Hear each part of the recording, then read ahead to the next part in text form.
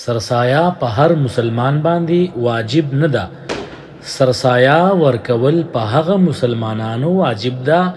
چې هغوی د زکات نصاب لري، نصاب خاوند وي، هغه به سرسایه ورکوي. نصاب خاوند د نبی کریم علیه السلام په دور کې چې چا سره 20 دیناره موجود وي یا د 20 دینار عمره برابر ورسره درهم موجودی، نو 20 دینار عمره برابر درهم چې وو دا 200 درهم وو، او دا 200 درهم چې وو دا چاندی وو، او دینار به د سرو وو. نو چا سره چې د 20 دینارو عمره نصاب وي یا د 200 درهم عمره نصاب وي، دی به چې دی سرسایه ورکوي. دا نصاب اوس زمانه کې که څوک د چاندی سره د 200 درهمو نصاب سره چې دا د چاندی وو د دې حساب کوي، نو دا 5.5 لک روپۍ چې چا سره موجودی وي بغیر د ضرورت نه، نو 5.5 لک روپۍ یا څه د پاسه 5.5 لک روپۍ چا سره وي دی به سرسایه ورکوي. او یا که د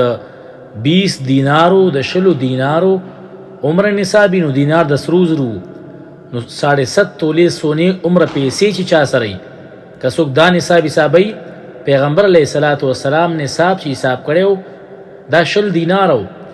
یا د 20 دینارو عمره نورې پیسې،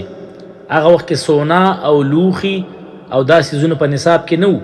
نه غنمو نه جوارو، صرف نقدي کومې پیسې چې چا سره نو که چا سره 20 دیناره وي یا د 20 دینارو عمره برابر نورې پیسې وي، پیسې موجودې وي، پیسې لوښي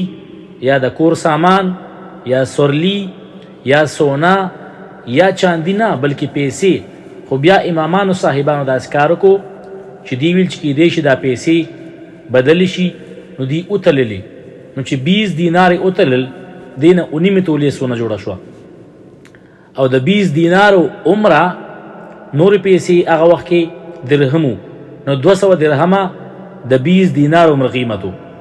نو 200 درهم چې وتلل هغې نه 52 تولې چاندي راغله، ځکه درهم د چاندی و